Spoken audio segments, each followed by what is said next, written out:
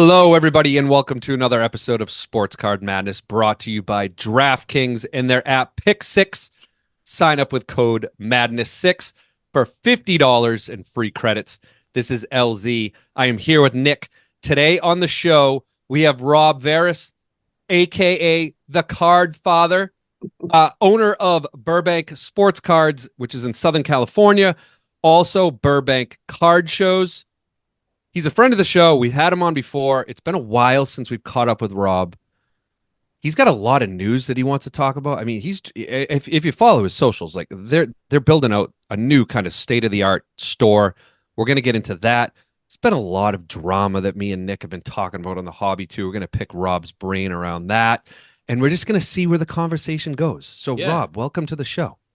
Hey, as always, thanks for having me. I enjoy your content. I watch it all the time, and I love your takes. You guys are spot on so many things. So let's go. Let's have a fun time. All right. Awesome. Yeah, we'll keep this casual. LZ's going to moderate, basically, because if I moderate, we'll talk about unicorns and rainbows within 5 minutes. So keep this structured. All right. Let's structure it a little bit, guys. Let's structure it. So we definitely want to get into the new store, but before we get to that, last time you were on, we were kind of pressing you a little bit on this new store that was coming, the current store that you have, and whether or not you would be into breaking. Yeah. And at the time, this was probably, I don't know, maybe 8 months ago-ish, the last time we had you on, Rob. You were kind of against it. You're like, you know what? If I were to do it, I'd probably do it in a completely different way. And you had your reasons, right? You definitely had your reasons. And some of those reasons have actually popped up recently, where there's been a lot of drama on Whatnot recently. We've been uncovering some other people have been uncovering all different issues with breaking. And let's just kind of get into that subject. First, has your opinion changed? That would be interesting to know. And then just kind of, what are your overall thoughts with kind of where it's been going lately? When I first started IG 2020 March, basically the world was coming to an end, COVID, and I found an outlet through IG. And like my first episodes were like my anti-breaking stance. And 5 years later, I have the exact same stance. I don't think it's healthy. I don't think it's in the customer's best interest. And I think it can't be the forward-facing part of our industry. I think that people come in, we get new customers, they go through the breaking, and they leave a lot faster than normal collectors would. I've always kind of said 100 people come in my store, 85% of them have a negative experience. That's going to put me out of business. But somehow that's the norm in breaking, and everybody thinks it's the best thing in the world. And I think it's probably the least. It's so crazy. Yeah. It is crazy. You see the other side of this. Like, you see the collectors that come pissed off, or they lost money, or they want to like actually collect. And it's funny. It feels like a tide that cannot be, it's coming, like this breaking tide is just, you can't control it. It's gone. Like it's the train has left the station, And I always wonder is like, I think about the hobby and it's like two paths, we've got these collectors, like me and LZ are primarily collectors. I don't think I've ever entered a break. We have sets, we like build sets and get into things. And then you see the breakers and they, people get into breaking. It's like just gambling. I just see as minors gambling. It's like being at a roulette table. You're tipping the casino attendant. There's behavior very similar to being at a casino, and it feels like that's what's taken off. And what have you seen? Are people that come to you? What is the collecting part of this? Like, is that dying? There is no collecting part of that. And one of the things, I had a video, I think a week ago Sunday, where I kind of went off on it. And one of the things that I don't think people understand about breaking is basically the VIG. And, you take a box, let's just say it's $300, and you fractionalize it down. And that would be great. I equate it to, you got a box of cards and you're going to sell it by the pack. And that's basically fractionalizing it. That's basically doing a break of the product. Yeah. And the dealer will usually get 10% more for the packs than they would as the sealed box. And to me, that's kind of breaking. Everybody could get into a product at an affordable price. That would be wonderful. I'm breaking a box of Chrome, bring Mm. 20 people in. We're going to mark it up 10 or 15%, and everybody gets their shot. And Rob, I That's mean, what, you're not breaking, but you're doing that in your own stores, right? You're selling packs, like you're sure. doing that. You have boxes on the shelves, and you open them up, and you sell individual packs. Right. So, But yeah. that would be fine and dandy, but that's not exactly what's going on. Mm. But let's just say that $300 box now becomes $330 by fractionalize it and selling the packs. Yeah. You do the math with what the breakers are doing, all of a sudden that $300 box becomes a $500 box because of the way that they're selling the slots. And so Mm. basically your card becomes 50% more expensive per card. So there's that VIG from selling the sealed box to selling the packs after you open the box. Then you add up all the break slots and you start doing math, and you're like, the premium that you're paying just gets out of control. Yeah. And as someone that deals in singles, the odds are so stacked against you. Get on an app, bet on a football game, go to Vegas, play the tables if you Yeah. need that Start a rush. business. Yeah. Like gamble on something else in life that might actually pay off Yeah. rather Well, than I would spinning a say, wheel. I mean, yeah, playing blackjack, there is some skill involved. At least there's some skill. The breaks, there's no skill. I mean, Well, there's they no can't. skill. If you play blackjack, they're not just gonna. If they get 21, they're not gonna cancel the blackjack game. Yeah. You know what I True. mean? It's not like the True. break. If they pull the True. break's canceled or it goes Mhm. off screen or Yep. something like that, Mhm. right? Well, I'd love for you everybody. guys. I'd Yeah. love for you guys to do an episode where you break down the math, where you take a case of Chrome and you go and you find somebody that's doing a break and you start doing the math by adding up all the break slots and Yeah. adding up what the cost is at a Dave and Adams or at Burbank, whatever it happens to be, and see what the difference is. And it's not spoken about. And like, that absolutely blows my mind. You know, the other thing too is like people get the way they're incentivized. They're paid on commission, so the Yeah. entire time they're whining about this $500, 500% markup or whatever the markup is. They're whining and whining and whining. You probably, come on, man. And it's just like, and then they get a rake on that, and so the Yeah. whole thing's just a swirly mess. It's crazy. Mm. Yeah, but wouldn't it be something if guys doing breaks and you're getting whatever cards that you get, what if they could give you credit towards using towards the next break, where at least you feel like you're not constantly dinging the credit card? And I Yeah. think so many people get so upside down. I think that we need to show people there's another way. So when you come into the hobby, this isn't the first thing that you see. Yeah. And then I think we have a much better chance of retaining people that come in and show them the positives instead of showing them something that is not in their best interest. It's in the best interest of the breakers, the manufacturers, but it's the end consumer that I worry about. I don't have a 5 or 10 year plan here. I've got two kids that are going to run this business for another 40 years. So Yeah. I'm not just quarter to quarter here and quick profits. I'm thinking down the road, and I think it's pretty awful what's going on out there and just the pain that's being inflicted. That is a scary statement that you just said, that this might be the first thing that people see when they enter the hobby. Do you believe that that truly is probably the first thing that they're seeing? They're either going to see an influencer that's being influenced by something else to influence you, or Right. Yeah. they're seeing a Bazinga! breaker. I think those are the two things that people see Yeah. first. And if they go And to the either one breakers, of then them- they're gonna get 85% of them are gonna get to hate things within a week. You know, Yeah. what I They're mean? going to want to be out.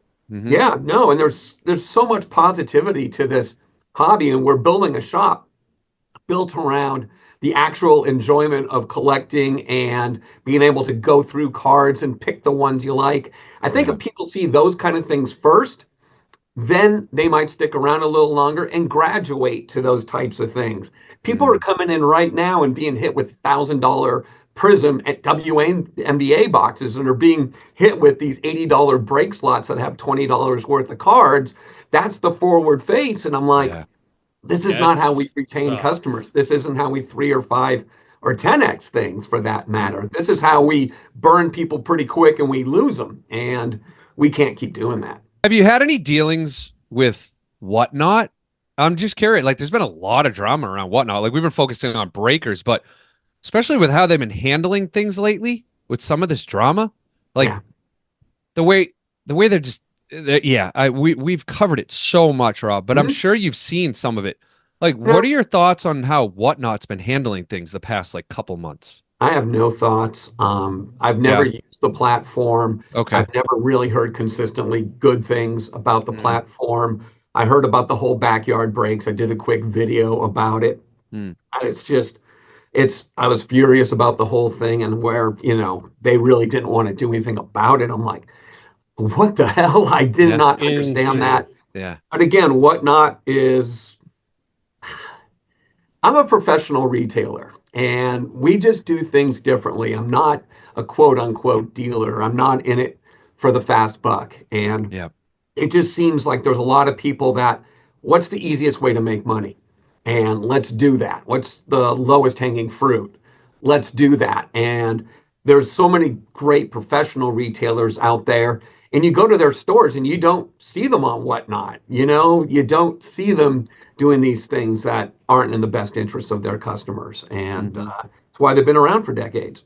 Right. And that's just my Yeah. personal Yeah, I mean, take. Yeah. so I'm the edgy one here. I'm gonna tell you right now, Whatnot's a cesspool. Okay, it's so bad. I mean, forget it. The backyard thing was just a symptom. It was the cough. Okay, that was the cough that you saw, but you didn't see the infection. All right, like they are infected with everything from. I mean, not even R-rated content, like X-rated content, and not nudity, like just really bad stuff. Then you've got people falling asleep from whatever it could be, causing that. Won't go there. And then you have people just like taking cards off camera, saying they got to change the music. Like we're almost gonna do a segment once a week, and we're call it. What do we call it, LC? Bonehead Oh, breaks. yeah. Bonehead breaks. Bonehead breakers. I, Bonehead breakers. I actually Yeah. wasn't paying Mm, attention to how mm, bad Whatnot is. And I hadn't since backyard, and now that I'm paying attention, it's unbelievable. And it's because I've been through their process. It's awful. The onboarding process is like you and 100 people for like an hour, and they give you the answers to the quiz, and then the next day you get that little live button on your phone. And it's different. Like Fanatics Live, they require 40 hours of breaking and more experience, but um, it's crazy. Whatnot has some mhm. growing up to do and some cleaning up to do, in my opinion. Forget about the breaking and the odds. That's not even the main problem.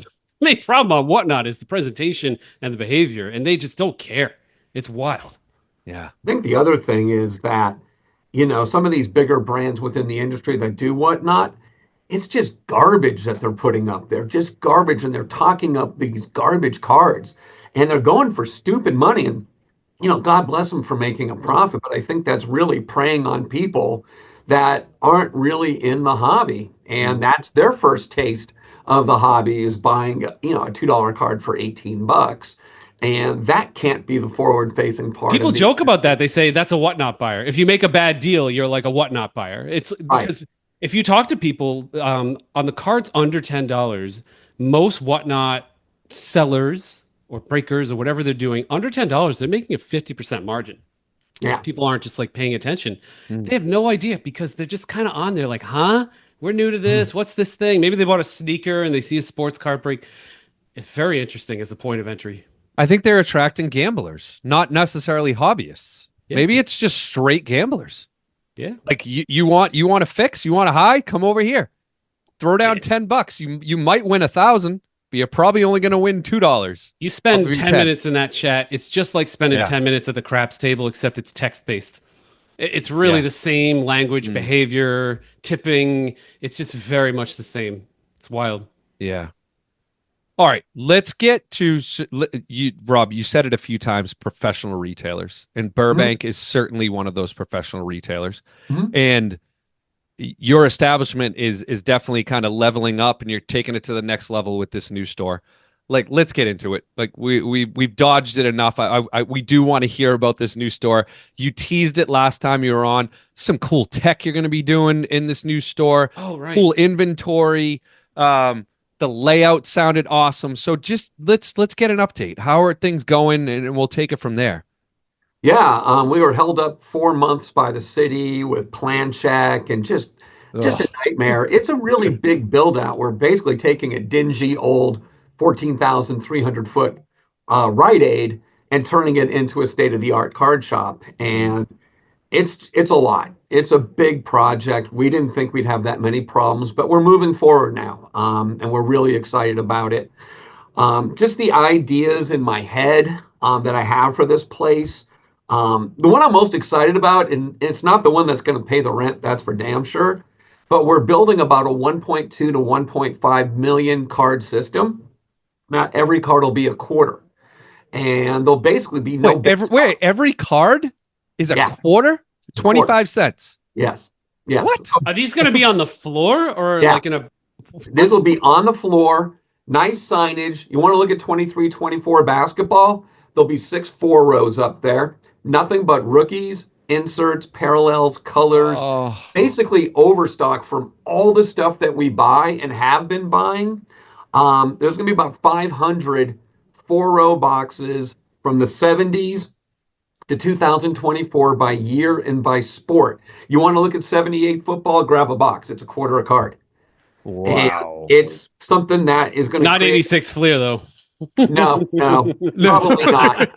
No chance. It's going to be so much fun because you'll pull Yeah. down like 2021 in baseball. You're looking at prospects, rookies, Yeah. inserts, parallels, refractors, but there'll be prospects that were a quarter, a month ago. All of a sudden that guy hits and people are Sure. going to get excited about it. And Oh, yeah. That's what's really cool about the dollar bins. It's a dynamic. I never go in the dollar bins, but you can't physically keep up with, like rotating through the dollar bins. And so if somebody pops, they have like a great couple of games or something like that, you're going to beat the store owner to the dollar bin potentially, and you can find value there. I've seen people find one of ones at dollar bins before. Yeah. Wild.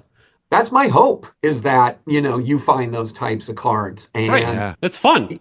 I made a comment, and it was pretty interesting. As I was talking more about it, I really thought it was even better. It's almost more profitable for me to sell that card to you for a quarter than to sell that card on eBay for $1.50 delivered. Right. And you start looking at all the fees, the cost of shipping, the cost of the card, scanning it, databasing it, inserting it into stock, pulling it from stock, paying for someone to ship it. It's actually more profitable at the end of the day. Absolutely. And all that bloat that goes to USPS, all that bloat that goes to eBay fees, it's taken out of the equation. And you're just buying the card, and you're buying it in real time. You're not waiting for it. And you get that thrill of going through a box and not knowing what's next. And I was just over at the other building. We have it built. We're just getting it into fresh boxes and creating fresh signage. Okay. And that's probably my favorite part of the stupid store, which to me as a hobbyist, people are going to lose their minds. We'll have teams for basketball, baseball, and football. We've already got like 5 or 6 Dodger boxes built out. It's like Awesome. 12, 13,000 cards from the 70s up, quarter a card. Wow. You are not going to want to leave the store. We're basically building a card show. We're not even building a card shop. And that's in a couple different ways. Is just the singles that'll be on the floor. We'll have 300 different names and double shoes, buck a card. You want to come in and look at Paul Pierce, Jason Tatum, you want to look at Larry Bird. There's hundreds of each of them. They're a flat buck a piece. Go to town. That's cool. Yeah. I can go in. Wait, I can go in and get Tatum's for $1 a piece. Yep. That's awesome. Like potential NBA MVP this year. I can get him for $1 a piece. Buck a piece. Yeah. Wow. And That's we good for got the younger kids coming in because if they like my son is he just likes Jason Tatum, right? Like Celtics fan. So if he went to a store in the area and they had a whole row of Jason Tatum cards, what he would do is he would go to that. He would probably pick the shiniest one and then he'd grab it and it'd be $1. Yeah. That's pretty cool. Yeah. That's basically, I'm building a physical eBay store. Then to take it to the next level, what we're doing is we're putting in kiosks, because now with the new building, we're bringing all of this stuff from the warehouse into the back of this store. So now it's under one roof where you come in and you're like, maybe it's not a Paul Pierce or a KG. Maybe it's Terry Rozier might be your guy, and you never know. Sure. I don't have a Terry Rozier section in the store, probably nothing in the showcases, but I might have 300 different cards of his online. You'll be able to go to the kiosk, type in Terry Rozier. Every card comes up with images, alphanumeric, and click on those 26 cards you want. It comes to $31. You pay for it, and it's pulled in real time. Pulled in real time? So it'll Yeah. be pulled like while you're So waiting. Yes. how many runners are you going to have to do this, Rob? Do you have any idea? I'll have a lot of people in He's there. gonna, you know how DoorDashers are bringing food places and stuff. He's going to Rob's outsource gonna it to take DoorDash. Rob's gonna take a DoorDasher. They're gonna bring cards to your There your you house. go. That'd be Love it. sick, actually. Could you imagine? Can you imagine how lazy you are? To like, I'm Hey. gonna order some Tatum's and have them DoorDash to my house. Ooh, So you'll have the Ooh. option. It's not a bad idea. I always talk about it. What's a card worth? That card might be in the 21 baseball section at a quarter. Could be a rookie sitting in there if you want to dig, or it's 99 cents and you can click on it on a kiosk and guarantee that you get the card. Is it worth a quarter? Is it worth 99 cents? It's worth both, depending on the convenience and how you make it to buy that card. And Rob, is anybody else doing this? Have you seen it anywhere, like even out of Japan or because I know they do some crazy things in their Yeah, stores like with over Pokemon, there. they do weird things. Anybody? I know that there's some guys that do it on a much smaller scale with a much smaller inventory. Yep. But nothing at this scale. Yeah, I'm sure. And it's, to me, it kind of changes the game because as a retailer, you like to say yes as much as possible, and I talk about this a lot. I think too many people say no far too often, and again, you put yourself on the other side of the counter, and are you buying these cards? You'll like to say yes. Do you have these cards? And chances are people have Mookie Betts cards all over the place, but can you put them in one place where a person can look at them right then and there?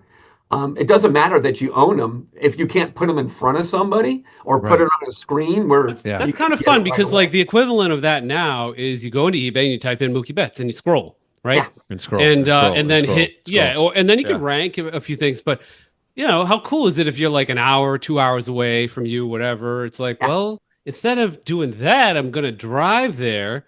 Instead of scrolling, I could scroll through actual cards. And Rob, and how many grab what I want. kiosks are you going to have? How many displays? I believe 3 is going to be the number where it'll be kind of a stand up. It'll be like right in front of you where you're standing going through it. All right. We need more. We need more. Man, I have visions in your store. I've seen these visions of these new Pokemon kiosks and like people standing there Just and knocking each other out. fighting over it. Like I can imagine on a Saturday in your store, those are going to be some heavily used kiosks. Pokemon's wild, man. Do you know, Rob? I'm getting into first edition Shadowless Pokemon, the first, the full set with the, and I'm like halfway there already too. Pokemon's wild, huh? I really don't know anything about it. All I know is whatever we put on the shelf sells. Oh, so you do sell it. We sell product. We're starting to get more into the raw singles. We do a lot of graded singles. Ryan's always buying like really high-end stuff. Oh, okay. I don't know anything about it, but we got people that are doing it. The section one of the big reasons we're moving is just we need more room for product. Right. And this new store will have about 3x the actual shelving in it. And with that, we can really take the gaming to the next level and be able to go backwards a little bit, not just whatever the newest, hottest release is, but be able to go back and fill in some gaps from releases from years prior. Will you have like a dedicated game section like Pokemon and Magic, or how will the shop be set up? Like different areas? We're not going to have tables in the store. It's going to be just cards like you've never seen cards before. But we've also got 72 parking spots at this location. I saw that video. You got a lot of parking. You got some across the street too. Yeah, it's pretty cool. Yeah, it goes all the way around, and we can set up tables to do events anytime we want. We can run a card show if we technically wanted to. Oh, that's interesting. You could do your own like monthly or something, like a smaller show.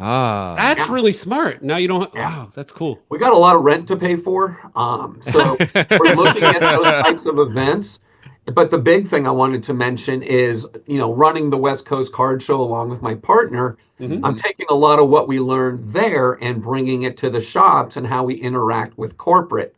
And corporate wants to be in front of customers, and that's why they'll set up at the National and they'll set up at these shows. But that show is only going on the National for 4 days out of the entire year. or you go to another card show and it's on this weekend every few months. Well, we Hmm. plan on running it 7 days a week. And what's that worth to corporates that want to market to consumers? So Yeah. we're flipping the script. We basically have a digital deck for marketing, hired a marketing director, and we're going to different corporates with opportunities of how they can market within our shop. Sure. Whether they want a showcase, a shelf, an end cap, signage inside, signage outside, and being able to, monetize the traffic that we have coming in with these different corporates, whether it's grading companies, supply companies, online marketplaces, things of that nature, and basically set up a card show not just logistically with the cards, but as marketing opportunities within the industry. You want to come in and grade on site? We've got 220 volt. We have an area where your machines can go. We have a dedicated office that's just Ooh. for corporates that we rent out. Unfortunately, or fortunately, we have some huge news coming that has been rented out entirely. So we have another room that we'll be able to use if you want to come in for a couple of days and run events. And yeah,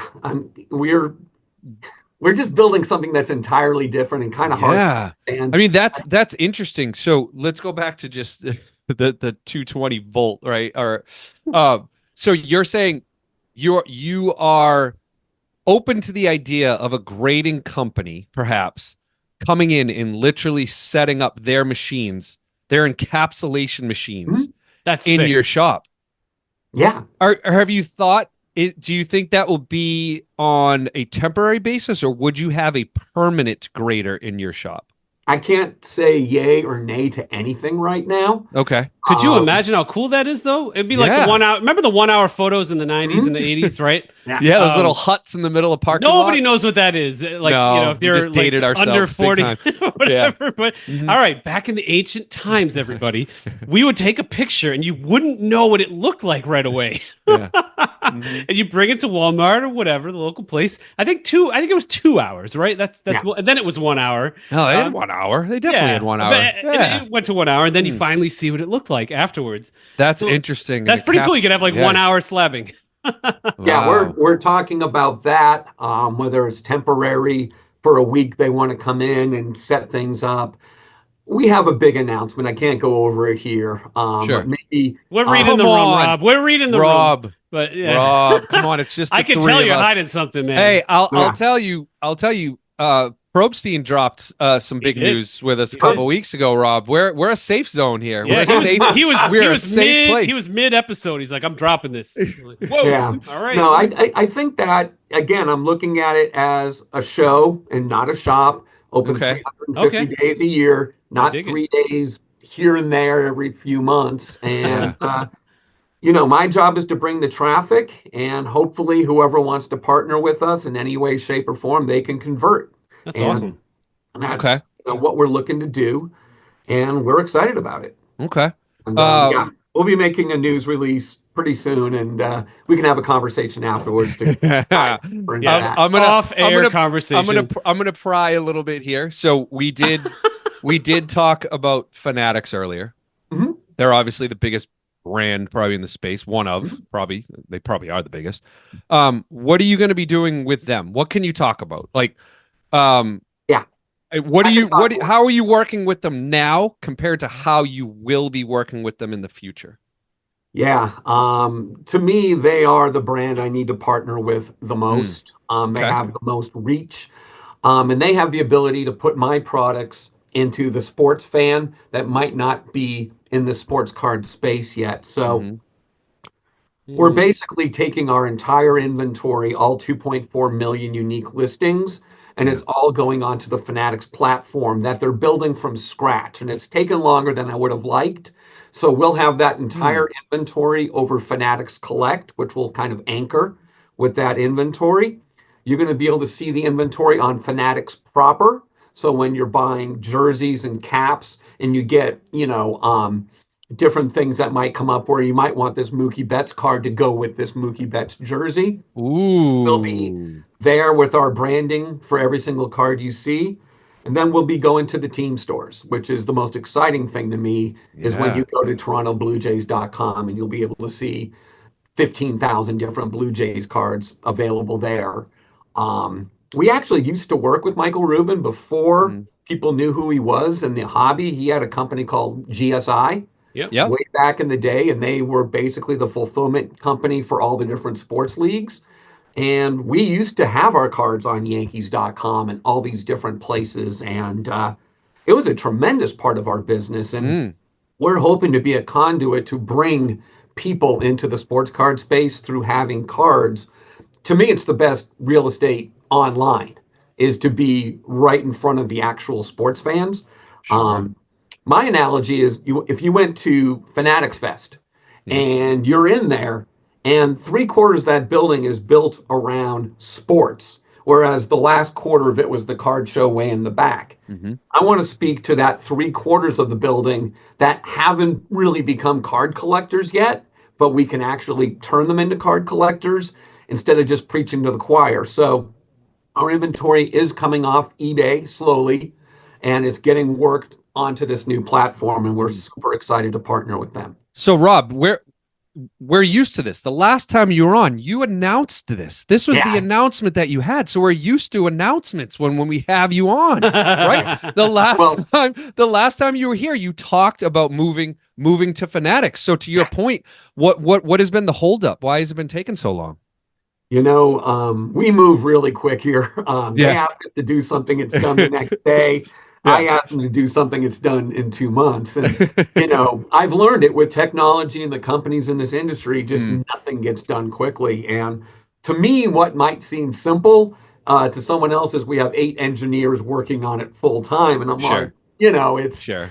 I Yeah. just have to be patient. It's like the city of Burbank held me Mm. up for 4 months, and this has been slower than I'd like, but I know the payoff's going to be worth it. Oh, it And sounds in the awesome. meantime, we just keep pounding cards to the platform. Hmm. We've got 45,000 different cards in stock just from 2024 alone right Wow. now on our site. That'll all be going over there.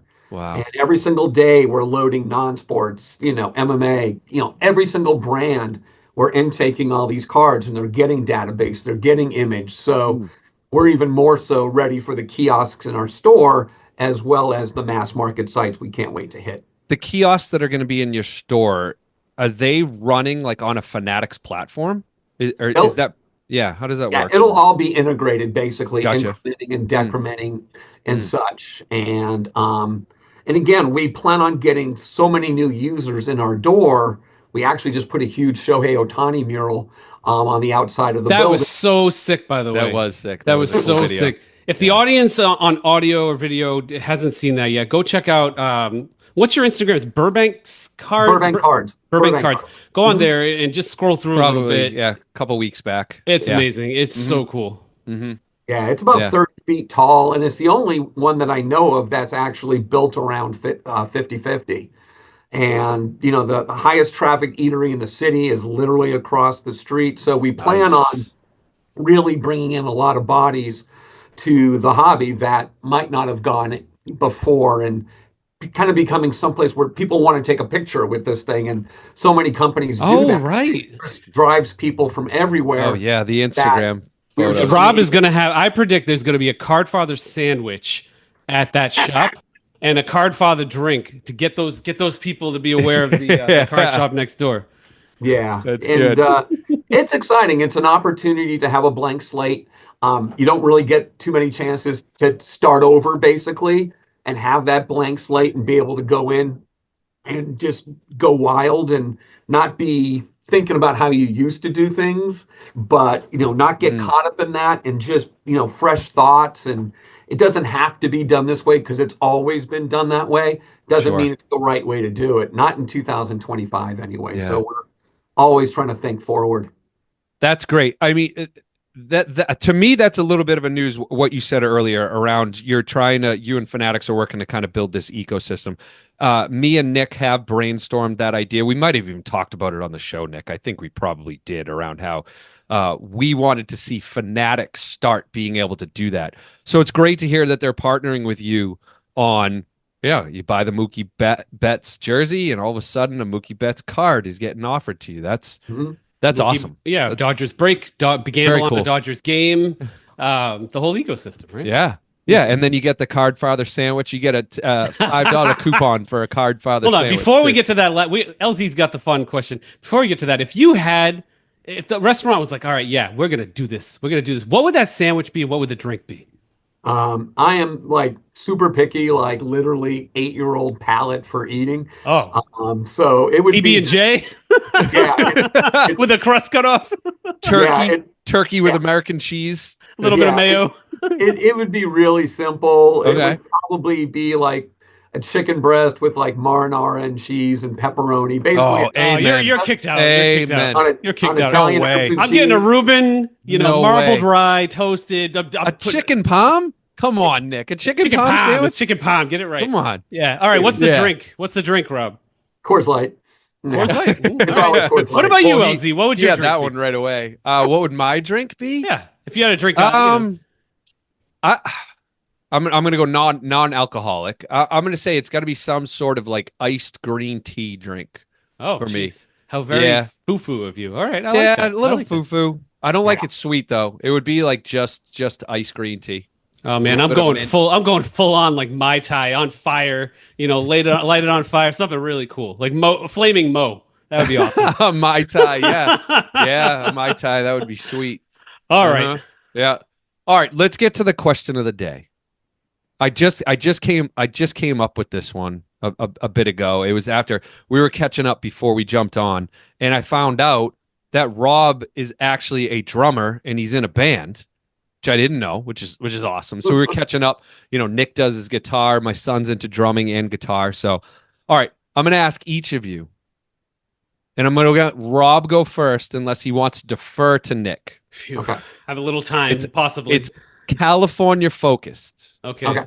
Give me your top band or artist from California.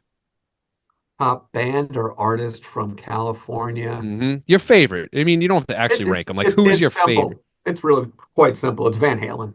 Ooh, good answer. Good answer. Ooh, I never would have thought forgot of that. about them. Oh man, That is a Cali band. That's crazy. Pasadena. Yeah, Yeah. you always think of like the normal.